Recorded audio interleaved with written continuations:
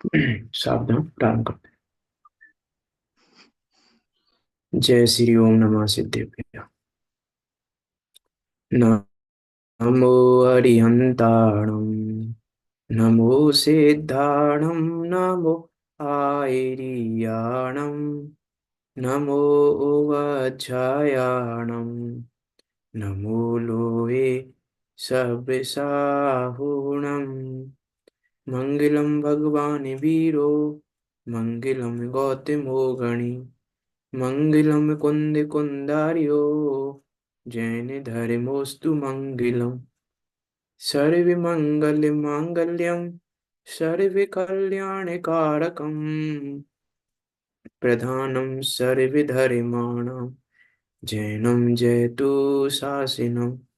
तज्जयति परम ज्योति, समम समस्तेरिनंत पर्याय, दर्पण तल इप सकला, प्रतिफलति पदार्थ मालिका यत्र, परिमागमस्य जीवं निषिद्ध जात्यन्त सिंधुर्विधानम, सकल ने बिलसितानाम, विरोधि मध्य नम नमामनेकांतम।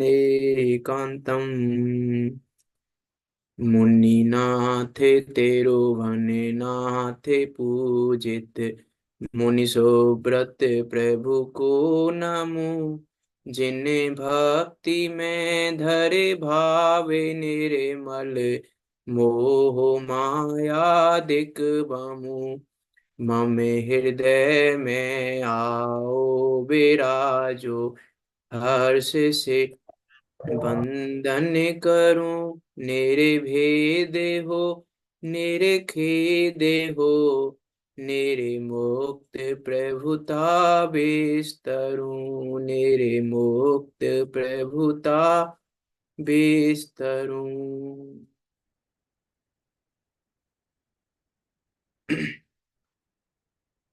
आचार्य अमरचंद देव द्वारा विरचित यह मांगलिक ग्रंथ पुरुषार्थ सिद्धि उपाय, जो कि 226 श्लोकों में निबद्ध है और 226 श्लोकों के माध्यम से जो हमें रत्नात्रय का मार्ग बता रहा है, उस अचल ज्ञायक स्वभाव की प्राप्ति का उपाय बता रहा है, जिसकी स्वभाव की प्राप्ति होने पर पुरुषार्थ की सिद्धि हो ही जाती है, नियम से होती ही है। उसका नाम पुरुषार्थ सिद्धि है और उसका उपाय हम यहाँ पर देख रहे हैं। सम्यक चारित अधिकार चल रहा है। सम्यक दर्शन और सम्यक ज्ञान के बाद चारित अंगीकार करने योग्य है। सच्ची समझ पूर्वक और सच्चे निर्णय पूर्वक ही चारित अंगीकार किया जाता है। इस प्रकार की बात आचार्य अमरचंद देव कह चुके हैं।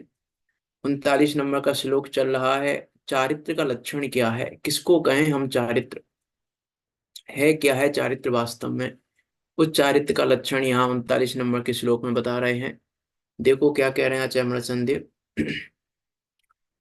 चारित्रं भवति यतः, समस्त सावध योग परिहरिणात्, सकल कषाय विमुक्तम, विशदमुदासीनमात्म रूपम तत्। क्या कह रहे हैं। कारण कि वह चारित्र समस्त पाप युक्त मन वचन काय के त्याग से, संपूर्ण कसाय रहित निर्मल पर पदार्थों से विरक्ति रूप और आत्म स्वरूप होता है। समस्त सावध योग परिहरणात्, समस्त प्रकार के पाप युक्त मन वचन काय के त्याग का नाम चारित्र है। ये चारित्र का पहले नंबर पर लक्षण कहा। अब ये लक्षण पहले नंबर पे कहा, जबकि ये लक्षण तो बाद में आना चाहिए था कि समस्त पाप युक्त मन वचन काय के त्याग, समस्त पाप युक्त मन वचन काय के त्याग से। तो यहाँ पे देखो, चर्चा तो कर चुके हैं, पूरा श्लोक करना है याद। वैसे तो समस्त पाप युक्त मन वचन काय के त्याग का जो अर्थ हम समझ रहे हैं, मात्र उतना अर्थ यहाँ पे नहीं है, क्योंकि ये पहले नंबर पे है। पहले नंबर पे इतना अर्थ नहीं हो सकता, मात्र जितना अर्थ हम समझ रहे हैं। पाप होता क्या है, अभी हमें पाप के संबंध में भी मिथ्यात्व है। अभी हम पाप को भी नहीं जानते कि पाप कहते किसे हैं। पाप किसका नाम है? पाप किसे कहते हैं? आप परिभाषा याद है आपको पाप की? विषयों की वासना का त्याग। नहीं, पाप किसे कहते हैं ये पूछ रहा हूँ मैं, तो पाप किसे कहते हैं? सावध क्रिया को। हैं? सावध क्रिया है। आत्मा की सावध क्रिया। पाप रूप क्रिया। अरे मैं परिभाषा पूछ रहा हूँ जिनागम में, पाप की परिभाषा क्या है? दुख का कारण बुरा कार्य ही पाप है। अब हम्म। दुख का कारण बुरा कार्य है क्या, ये समझना पड़ेगा हमें पाप युक्त मनोचन काय के त्याग के लिए। मैं एक सिंपल सा एग्जांपल दूं। कोई दुकानदार है और उसकी दुकान पर कोई ग्राहक आने वाला है, आ रहा है, और उसका एक पड़ोसी भी सेम दुकान करता है, और उसके पड़ोसी ने उस ग्राहक को बुला लिया अपने पास। अब हमें क्या लग रहा है? अरे देखो, देखो अच्छा, मैं विचार क्या कर रहा है वो, अरे अच्छा भला आ रहा था मेरे पास, देखो उसने बुला लिया, मेरे पास आता 5-10 रुपए का प्रॉफिट हो जाता। लेकिन अब क्या करें भैया, हमारे कर्म का उदय, हमारे कर्म में प्रॉफिट नहीं था। तो ये वो पाप कर रहा है कि नहीं कर रहा है, ऐसा सोच रहा है तो बताइए। मैंने वो चीज नहीं ली, वो क्रोध कर रहा है किसी पे कि क्या कर रहा है। ये जो मैंने बोला ऐसा सोच रहा है, वो तो पाप कर रहा है कि नहीं कर रहा है? कसाय तो कर ही रहा है। कर रहा है। हैं? कर रहा है। क्या पाप कर रहा है, इसमें क्या पाप किया उसने? कसाय हो रही है अंदर से। हम्म। अरे वो तो कर्म को उदय का विचार कर रहा है। मैंने कसाय का अब नाम ही नहीं लिया, इसलिए मैंने वो वाली बात कही नहीं।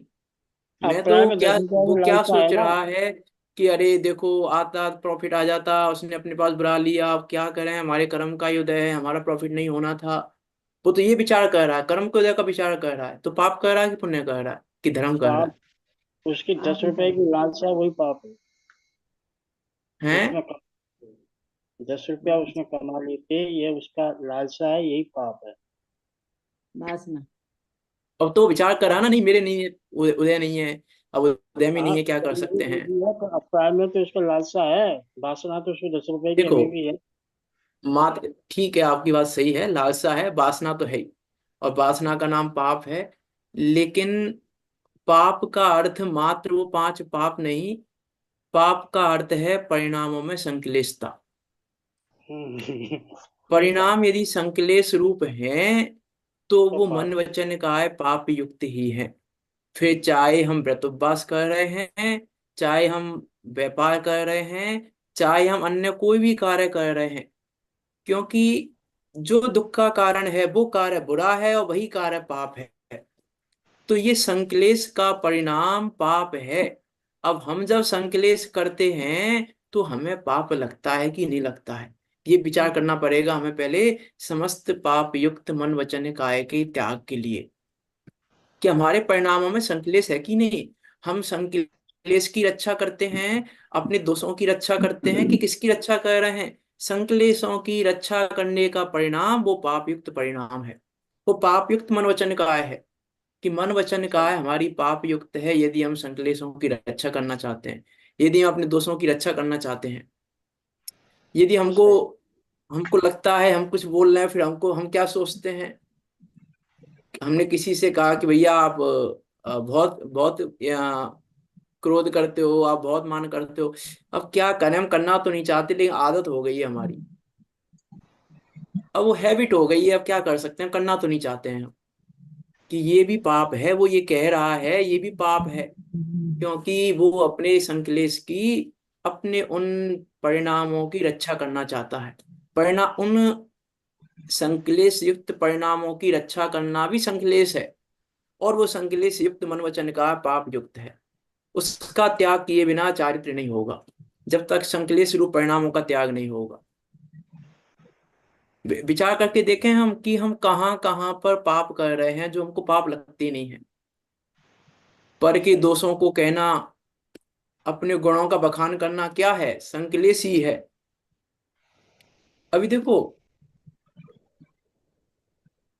3 प्रकार के परिणाम है, शुभ अशुभ और शुद्ध, लेकिन पंडित टोडरमल जी ने अलग नाम दिए हैं।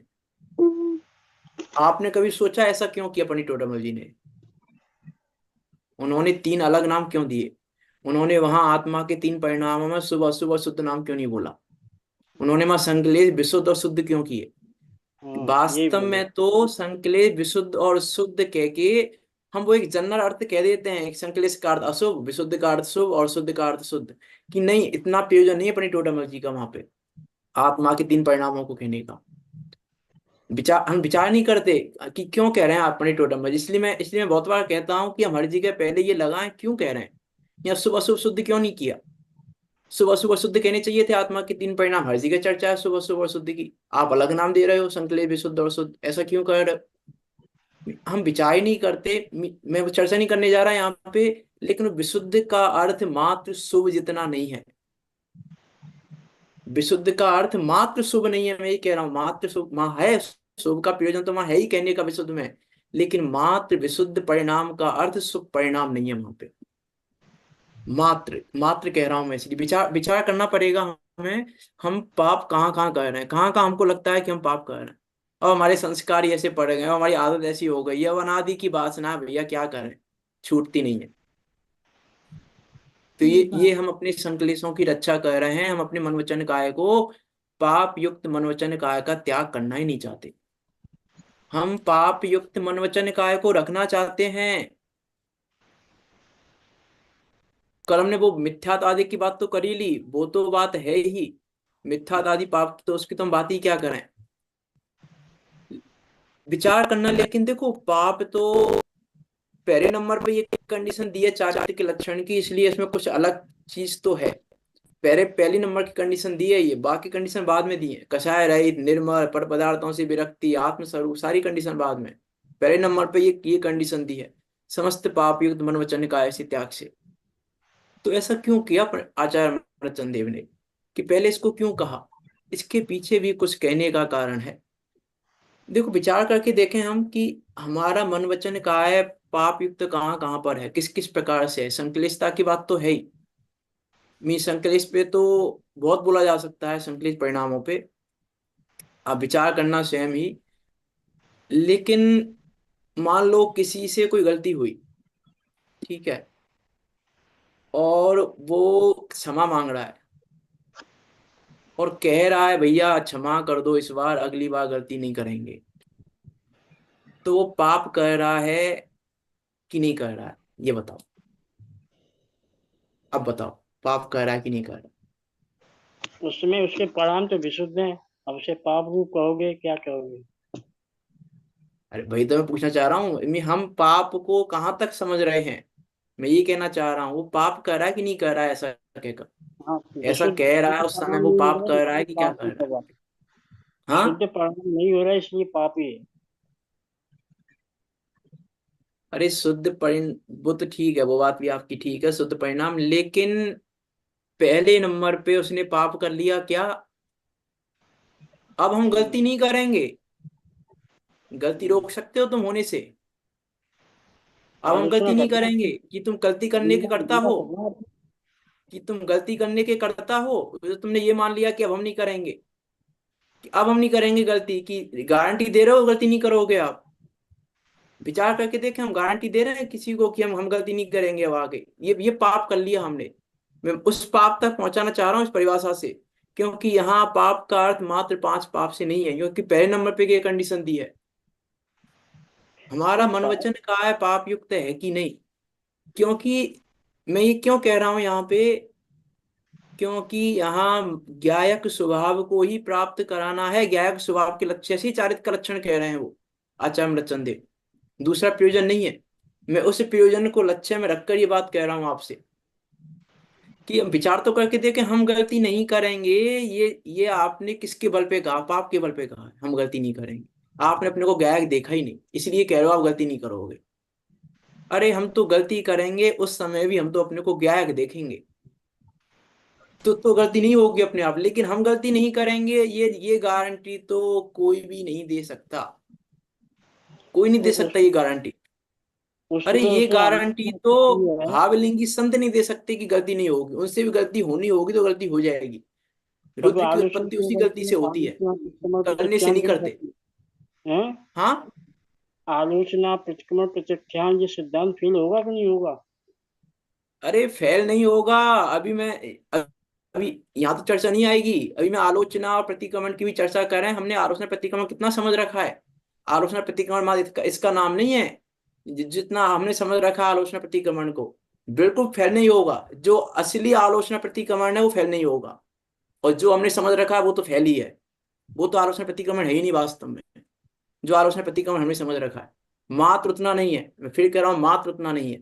वो तो है ही, लेकिन मात्र आपको आलोचना प्रतिक्रमण उतना सा आपका नहीं है जितना हमें समझ रखा है आलोचना प्रतिक्रमण। बिना ज्ञायक के लक्ष्य से आलोचना प्रतिक्रमण नहीं होते। ये तो बात सही जब है, तक बात ज्ञायक का सही। लक्ष्य नहीं होगा। ज्ञायक के लक्ष्य पूर्वक ये कथन सही है, और ज्ञायक के लक्ष्य के बिना ये कथन पाप रूप है। ज्ञायक के लक्ष्य के बिना वो आलोचना प्रतिक्रमण के कथन पाप रूप है, जब तक ज्ञायक का लक्ष्य नहीं है। यहाँ तो ज्ञायक स्वभाव वही पुरुषार्थ सिद्धि है ही पुरुषार्थ सिद्धि वही। हम वो ज्ञायक को नहीं जान रहे इसलिए पुरुषार्थ सिद्धि नहीं हो रही। हमारे अर्थ की प्रयोजन की सिद्धि इसलिए नहीं हो रही। हमारे प्रयोजन की सिद्धि एकमात्र उस अचल ज्ञायक स्वभाव की प्राप्ति में है। उसकी बात कह चुके हैं आचार्य अमरचंद देव पहले। मैं इसलिए कह रहा हूं कि अभी हमको क्या लग रहा है, इसलिए मैं कह रहा हूँ ना प्रयोजन। अब इस चारित्र में तो ज्ञायक की बात ही नहीं है यहाँ पे। लेकिन ये प्रयोजन क्या है चारित्र मानना का लक्षण कहने का, हर श्लोक को कहने का एकमात्र प्रयोजन आचार्य अमरचंद देव का वो ज्ञायक भाव है। इसलिए कह चुके हैं पहले ही कह चुके हैं। हम तो यही कहना चाहते हैं, यही कहेंगे, क्योंकि पुरुषार्थ सिद्धि यही है मात्र। पहले कह चुके हैं, पुरुषार्थ सिद्धि तो कह दी उन्होंने पहले। अब तो उसका विस्तार दे रहे हैं वो बस। हाँ, हम श्लोक से वहां तक पहुंच रहे हैं कि नहीं पहुंच रहे, विचार करके देखो। देखो ये भी एक संकलेश परिणाम है। संकलेश की बात नहीं करनी, आगे बढ़ना है मुझे तो। ये भी एक संकलेश परिणाम है कि हम काम निपटाना चाहते हैं कि करना चाहते हैं। और काम कब होता है, काम कब होता है, हम काम निपटा रहे हैं, काम कर नहीं रहे, ये संक्लिष्टता है हमारी। काम कब होता है, जब प्रयोजन की सिद्धि हो जाए, प्रयोजन की पूर्ति हो जाए तो कहते हैं काम हो गया। डॉक्टर के पास इलाज चल रहा है और इलाज नहीं हुआ, मरीज मर गया, तो हम नहीं कहते डॉक्टर के पास इलाज हुआ है। कोई मतलब निकला, रहे हमारे पैसे और बर्बाद हो गए, ये हो गया वो हो गया। कि काम कब हुआ, जब प्रयोजन पूरा हो गया। यदि हमारा इलाज हो गया तो हम कहेंगे कि डॉक्टर के पास आना सार्थक हो गया, तब हम कहेंगे कि ये करना सार्थक हो गया। अब हम जिनवाणी पढ़ना सार्थक कर रहे हैं कि नहीं कर रहे, हम कह रहे हैं कि निपटा रहे हैं। विचार करके देखें, हम निपटा रहे हैं कि कर रहे हैं, हमारे प्रयोजन की पूर्ति हो रही। प्रयोजन क्या है हमारा, क्या एक ये बात। तो बहुत व्यापक अर्थ शब्द है कि सुखी होना हमारा प्रयोजन है। लेकिन सुखी होना प्रयोजन है, उसके पीछे एक प्रयोजन क्या है सुखी होने के पीछे, वो तो हमें पता ही नहीं है। वो तो हमको, हम निपटा रहे हैं। ये ग्रंथ कर लिया, ये ग्रंथ कर लिया, ये ग्रंथ कर लिया, ये ग्रंथ कर लिया, ये ग्रंथ, लेकिन प्रयोजन की सिद्धि हुई कि नहीं हुई। अरे हमने 2 घंटे पूजन की, लेकिन 2 घंटे पूजन में प्रयोजन की सिद्धि हुई कि नहीं हुई। तब हम कहेंगे आपने पूजन की है, नहीं तो पूजन निपटाई है आपने 2 घंटे की। सही बात। नहीं तो 2 घंटे की पूजन निपटी है वो की नहीं है आपने। हमने तो 1 घंटे जिनेन्द्र देव की भक्ति की, प्रयोजन की सिद्धि हुई कि नहीं हुई। भक्ति के प्रयोजन की, भक्ति का प्रयोजन क्या था। भक्ति का प्रयोजन ताली बजाना और ये बोलना था क्या बस। नहीं, नहीं, गायक भाव को ये जानना। ये ये है पाप युक्त मन वचन का है। नहीं, बहुत कुछ है यहाँ पे कहने को तो। आगे चलते हैं हम टीका पे। विचार करना आपसे हम समझ, ये पहली कंडीशन क्यों है, मैं इसलिए कह रहा हूं। ये कंडीशन पहले नंबर पे क्यों दी है। पहले नंबर पे देने के पीछे प्रयोजन है आचार्य मर्चन देव का।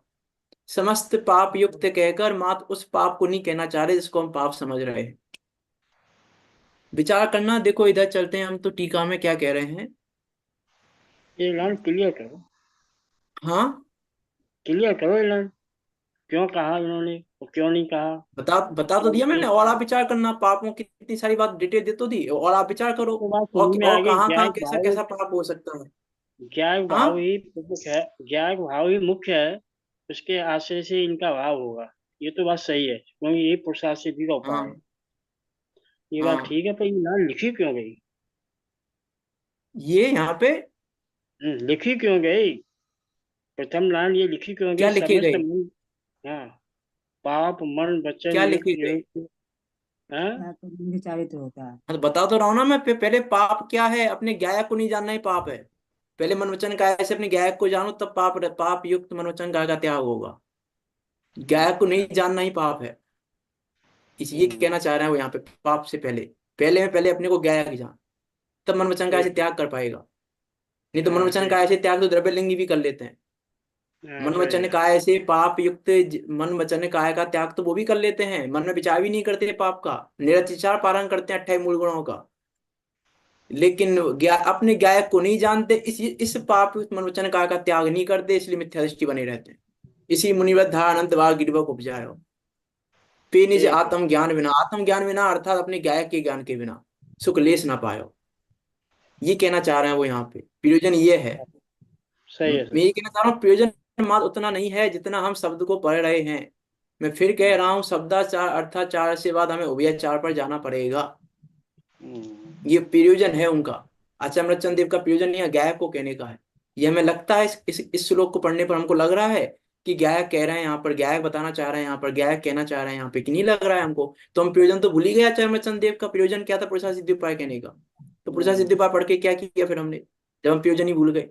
उनका हर श्लोक को कहने का प्रयोजन एकमात्र गायक है। हम यदि गायक नहीं देखेंगे हर श्लोक में तो हम पढ़ ही नहीं रहे। अच्छा, अमृतचंद देव को ही नहीं पढ़ रहे, फिर हम शब्द और अर्थ पढ़ रहे हैं बस। ये कहना चाह रहा हूं मैं, पाप युक्त बहुत सारी विचार हो सकते हैं, असंक्लेश परिणाम और भी बहुत कुछ हो सकता है। मैंने इसलिए आपको हिंट दे दी कि विचार करो आप शुद्ध की संकलेश, विशुद्ध शुद्ध और शुभ अशुभ शुद्ध में क्या अंतर है? कुछ अंतर है कि नहीं है दोनों प्रकार के कथनों में? आत्मा के 3 परिणाम ये और आत्मा के 3 परिणाम ये, इनमें कुछ अंतर है कि नहीं? विचार करना। देखो आगे चलते हैं, पूरा करना है ये श्लोक। मुनि पहले सामायिक चारित्र अंगीकार करते हैं। ये तो पढ़ लिया था हमने। कैसा है वो चारित्र? समस्त कसायों का अभाव होने पर यथाख्यात चारित्र होता है। अरे चारित्र किसका नाम है? चारित्र आनंद का नाम है, और वो आनंद अपने गायक स्वभाव को जाने बिना नहीं होता। चारित्र वो आनंद की दशा का नाम चारित्र है। चारित्र आनंद में है, और वो आनंद सच्ची समझ और सच्चे निर्णय पूर्वक होता है। तो चारित्र के लक्षण में बात तो आनंद की करनी है, तो आनंद को तो हम भूल ही गए। आनंद को तो हम भूल ही गए, उस आत्मा को तो भूल ही गए, उस गायक भाव को तो भूल ही गए हम। नियम सारजी में लिखी ना एक गाथा, नेरे डंडे है नेरे द्वंदे है, यह निरालंबी आत्मा, नेरे देह है नेरे मूर है, नेरे भई नेरे मम आत्मा। अब यहाँ आत्मा का अर्थ गायक भाव है, यदि हम पढ़ेंगे तो उसको। निर्द्वंद है अब हम कहाँ कहाँ विचार, इसके बिना पाप का त्याग नहीं होगा। निर्दंड में क्या कहा? निर्दंड है।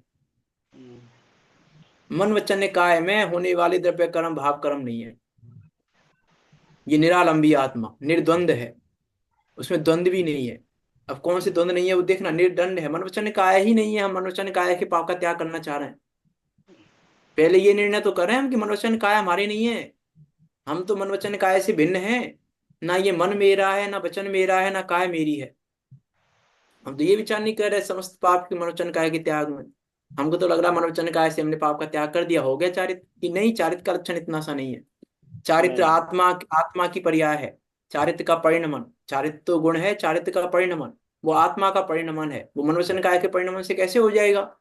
कि मनोवचन काय से परिणमन से हो जाएगा कि नहीं होगा? मनोवचन काय से परिणमन से। तो समस्त पाप युक्त मनोवचन काय के त्याग में पहले आत्मा को तो जाने तो चारित्र होगा, फिर उस गायक भाव को तो जाना तो चारित्र होगा, नहीं तो कैसे होगा चारित्र? सही है। सम्यक ज्ञान और सम्यक दर्शन में ही सिद्ध हो गया था कि मन वचन काय मेरे नहीं, मैं तो एक ज्ञान भाव हूँ। हाँ, ये देखो क्या ये कह रहे हैं आगे यहाँ पे। तथा कैसा है? विशद है, निर्मल है, मल से रहित है, आत्म सरोवर कसाय रूपी कीचड़ से मैला था, कसाय का अभाव होने पर सहज ही निर्मलता हो गई। तथा कैसा है?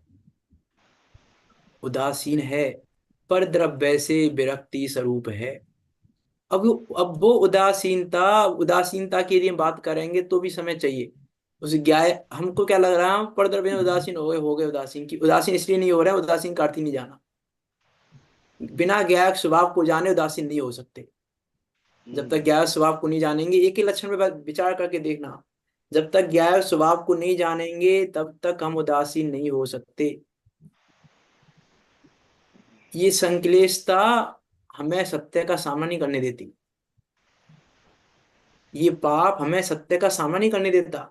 ये मोह, कहा था एक दिन मैंने सम्यदृष्टि का 8 अंगों की चर्चा में, ये मोह कहीं ना कहीं अटकाता ही है। मोह का काम ही है अटकाना। हम बाहर से उदासीन हो जाएंगे तो मोह शरीर में अटका देगा, शरीर से उदासीन हो जाएंगे तो मोह और कहीं अटका देगा। कहीं ना कहीं मोह कर्तृत्व ममत्व एकत्व में अटकाएगा ही कहीं ना कहीं पर।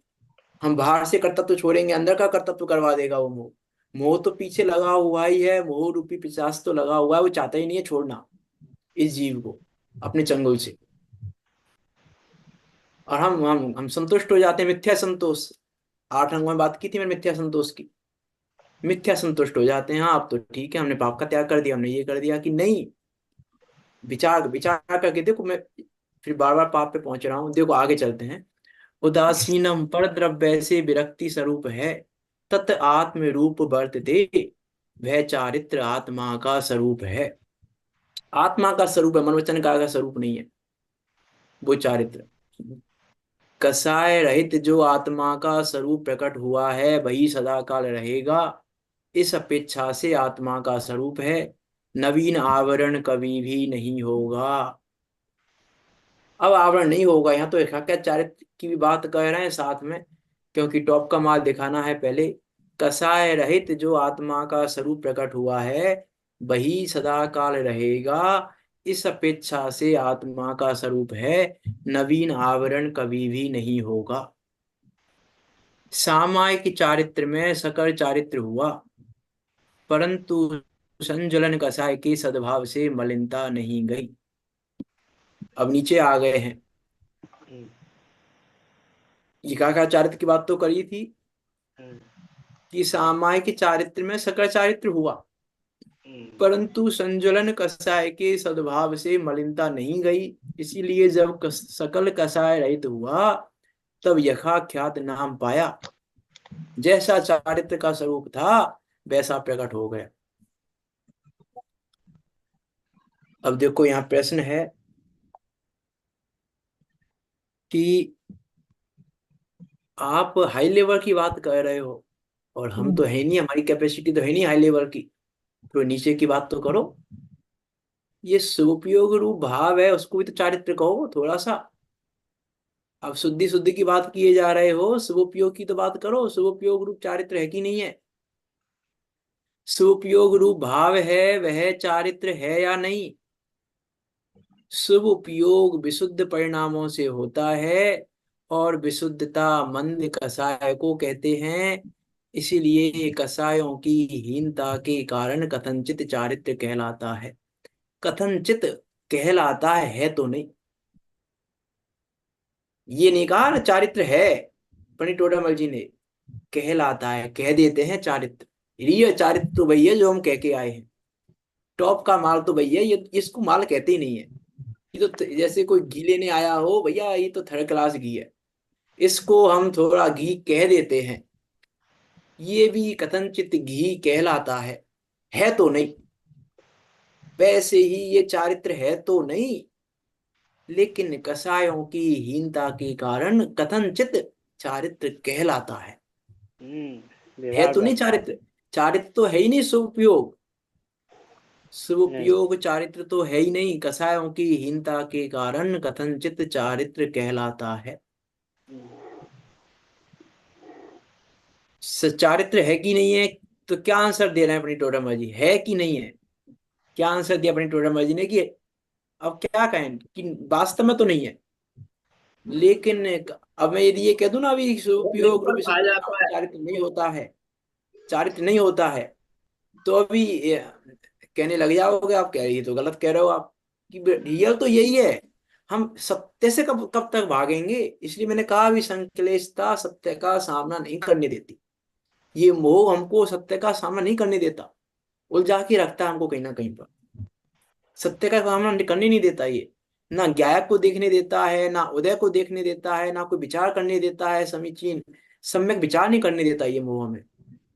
ये पाप युक्त परिणाम, ये संक्लेश रूप परिणाम हमें विचार भी नहीं करने देते। हमें कहीं ना कहीं सम्यक विचार तो नहीं करने देता, मिथ्या विचार में संतुष्ट करा देता है ये मोह। और हम मिथ्या विचार में ही संतुष्ट हो जाते हैं कि हमने तो पढ़ लिया, हमने तो पढ़ लिया। कि क्या पढ़ लिया, कैसे पढ़ लिया, अब विचार ही नहीं करते। मैं आपसे पूछ लूं एक प्रश्न, सम्यक ज्ञान के 8 अंगों पे कितना विचार किया आपने? बताइए, विचार किया आप में से किसी ने मेरी क्लास के बाद? ये जितना मैंने पढ़ाया उसमें संतुष्ट हो गए? बताओ, अपने मन पे हाथ रख के बोलना। चलो बोलो मत, बेशक आप मन ही मन में विचार कर लेना अपने में। ये दिखा रहा है हमारा मोह, हमें विचार ही नहीं करने देता है। ठीक है, पढ़ तो लिया हमने, 8 अंग हो तो गए पूरे, अब आगे बढ़ो। कि आगे कहाँ से बढ़ो, आगे तो बढ़ ही नहीं पाएंगे, चारित्र अधिकार तो हो ही नहीं पाएगा तब तक ये नहीं होगा। विचार करके देखना, हमने सम्यक दर्शन के 8 अंग पढ़े, तो सम्यक दर्शन के 8 अंगों को कितना अप्लाई किया हमने? अप्लाई नहीं किया, ये बता रहा संश्लिष्ट परिणाम है अभी हमारे। यदि हम अप्लाई नहीं कर रहे हैं 8 अंगों को, हम अप्लाई नहीं कर रहे हैं 8 अंगों को, सम्यक ज्ञान के 8 अंगों को, सम्यक दृष्टि के 8 अंगों को, यदि हमने अप्लाई नहीं किया तो संश्लेष युक्त परिणाम है हमारे अभी। परिणामों में विशुद्धता नहीं है हमारे में। अब समझ लेना, मैं विशुद्ध और सुम्य क्या अंतर है, इसे एक लाइन से समझ सकते हो तो आप क्या अंतर है वास्तव में। अभी मैं बोल नहीं रहा कि नहीं तो कोई कहेगा भैया कि विशुद्ध और सुम्य अंतर कर रहे हो तुम, तो कि नहीं अंतर नहीं कर रहे हैं, विशुद्ध और सुम्य अंतर है। हम विचार करेंगे तो उभयाचार करेंगे तो अर्थाचार में तो अंतर नहीं है। 8-10 हो लिया। अर्थाचार में तो अंतर नहीं है, लेकिन उभयाचार में अंतर है। राजस्थान जो ना ये आप केवल म्यूट कर लें जरा। बड़े बड़े अरे पिन का चालू हो गया।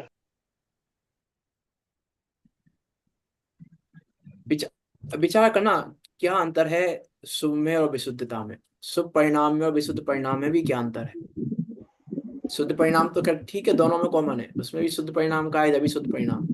ये शुभ और अशुभ में अंतर किया है पंडित टोडरमल जी ने। विचार करना, शुभ उपयोग रूप शुभ उपयोग विशुद्ध परिणामों से होता है और विशुद्धता मंद कषाय को कहते हैं। इसलिए कषायों की हीनता के कारण कथनचित चारित्र कहलाता।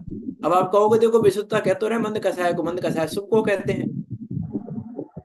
मैं इसलिए कह रहा हूँ शब्दों में तो हम फंसेंगे ही, जब तक हम शब्द और अर्थ के बाहर नहीं निकलेंगे, सब मात्र शब्द और अर्थ तक रहेंगे तब तक हम फंसेंगे।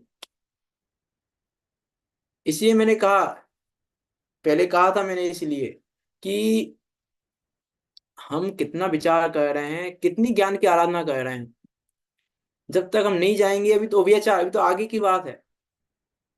अभी तो कालाचार सब में, कालाचार घटित करना सब में, कालाचार, विनयाचार, उद्यानाचार, बहुमानाचार, अनिवाचार, अब समय घटित करना विशुद्धता को, विशुद्ध परिणाम को, शब्द से लेके वहां तक विशुद्ध शब्द का 8 से विचार करना।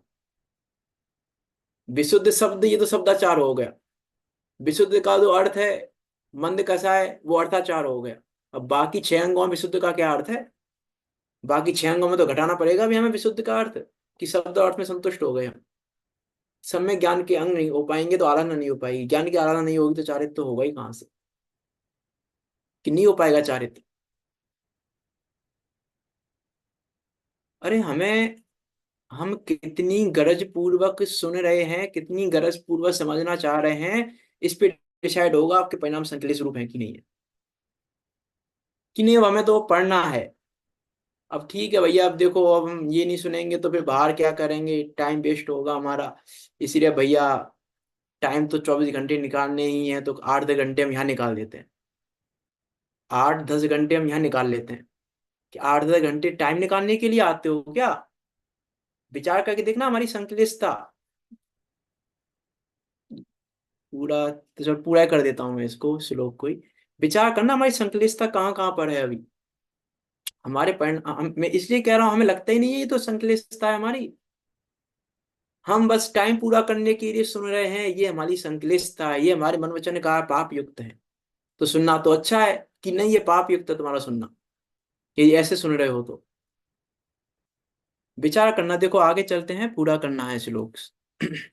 अगला प्रश्न देखो क्या है, देव गुरु शास्त्र शील तप संयम आदि में अत्यंत राग रूप प्रवर्तन करते हुए भी उसे मंद कसाय कैसे कह सकते हैं? क्या प्रश्न कर रहे हैं? देव शास्त्र गुरु में तप में संयम आदि में अत्यंत राग रूप प्रवर्तन कर रहे हैं और आप कह रहे हो कसाय मंद है। विचार करके देखो, यदि मैं ऐसा कहूं मुनिराज तीव्र कसाई होते हैं और पंचम गुण स्थान व्रती मंद कसाई होते हैं, तो बात सही है कि गलत है?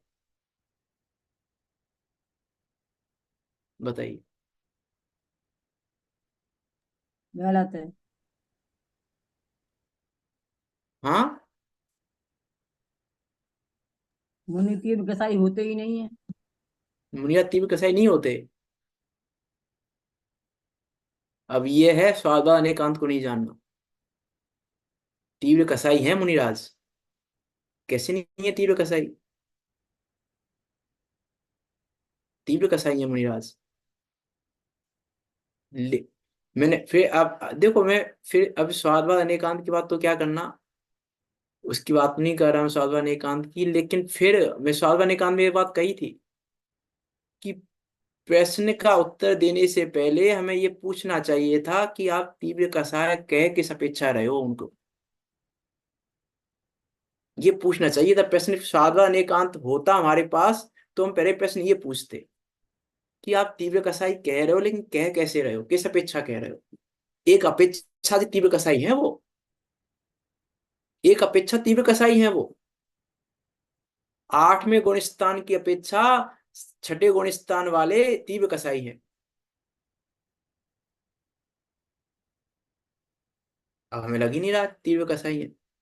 मैं पढ़ के देखो जन्मांग में भेद किए हैं, सातवें में 8वें 9वें 10वें गुण स्थान के, उसमें तीव्र मंद मंदकर मंदतम और अभाव, ये भेद किए कसाय के। संजलन के 5 भेद किए वहां पे, संजलन कसाय के 5 भेद किए जिनवाणी में। अपेक्षा के कहे तीव्र थे। मंदतर मंदतम और फिर अभाव। 10वें गुण स्थान तक मंदतम परिणाम है, 10वें गुण स्थान में मंदतम है, 9वें गुण स्थान में मंदतर है, 8वें गुण स्थान में मंद है वो कसाय, और 7वें गुण स्थान में तीव्र कसाय है वो संजलन। संजलन की तीव्रता है 7वें गुण स्थान तक। अब विचारिए विचारिए, इसलिए मैं कहा स्वादवाद अनेकांत को कहाँ समझ रहे हैं?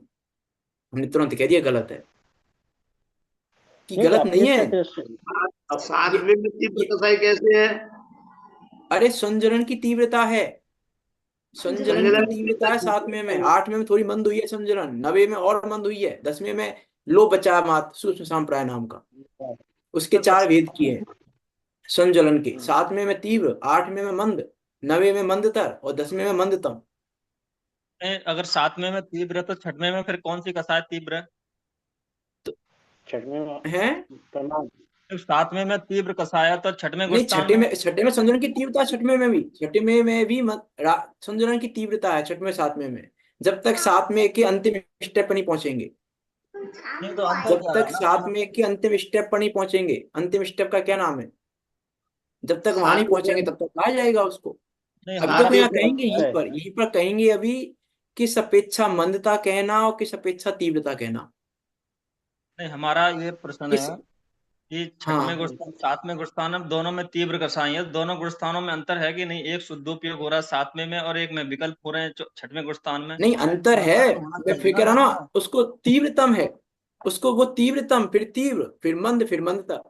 6वें में कहेंगे तो फिर और तीव्र है, तो 7वें में कहेंगे तो फिर तीव्र है, फिर और मंद है, फिर और मंदतम हो गए, फिर और मंद फिर सांप्राय बसा बस संजलन में। जब संजलन के भेद करेंगे तो अपेक्षा विचार कुछ बात करना। है। मैं इसलिए कह रहा हूं ना, हमें लगेगा कि नहीं, हमें लगेगा गलत है, क्योंकि हम इंद्रिय ज्ञान से देख रहे हैं अभी। अभी हम उस दृष्टि से विचार करके देखो कि संजलन कहाँ जाके अभाव हो रहा है संजलन का। तो संजलन के 8वें में 9वें में 10वें में 7वें में 6वें में कुछ भेद आएगा कि नहीं आएगा? एक हाँ, संजलन कषाय के तारतम्य भेद है कि नहीं है? और तारतम्य है। भेद कितने करोगे? एक भेद कोई ना होगा, तारतम्य भेद करेंगे तो हम उसकी तारतम्यता देखेंगे संजलन की। तो 6वें से लेकर 10वें तक जब हम संजलन की तारतम्यता देखेंगे तो कितने भेद होंगे उसके। अभी हम उसमें फंस गए, हम तीव्र उसमें। विचार तो करके देखें हम कि किसने वेद होंगे, तारतम्यता नहीं है क्या? संजरण की तारतम्यता नहीं है? कसाय की तारतम्यता है ना, हर कसाय की, तो उसकी तो तारतम्य भेद है। तो जो 8 में संजरण है वही 7 में है, वही 6वें में, वही 9वें में, वही 10वें में है क्या? अंतर तो आएगा ना उसमें। 6 में अलग अंतर आएगा, 7 में अलग अंतर आएगा, 8 में अलग अंतर आएगा, 9वें में अलग अंतर आएगा, 10वें में अलग अंतर आएगा। अब उस अंतर का विचार ही नहीं करेंगे, विचार ही नहीं करते। इसलिए मैं कह रहा हूँ, अब हमने ये कथन सुना, हमने कह दिया गलत है ये कथन। अब ओके तो सर। तारतम्यता का विचार तो किया ही नहीं हमने, संजरण की तारतम्यता का विचार करना रह गया श्लोक। तो ये अब श्लोक तो कल ही करेंगे पूरा इसको, ये फिर तो अगले कल श्लोक की ऐसा तरफ आया। बढ़ेंगे। विचार करना लेकिन कि हम क्या कर रहे हैं, किस प्रकार क्या कर रहे हैं, उन सबका विचार कर रहे हैं वास्तव में। और उन सबका विचार करते हुए सम्यक दर्शन, सम्यक ज्ञान पूर्वक चारित्र को अंगीकार करते हुए उस रत्नात्रय की प्राप्ति करते हुए निकट काल में हम सब सिद्धों के बीच जाकर विराजमान हों, इसी मंगल भावना के साथ अभी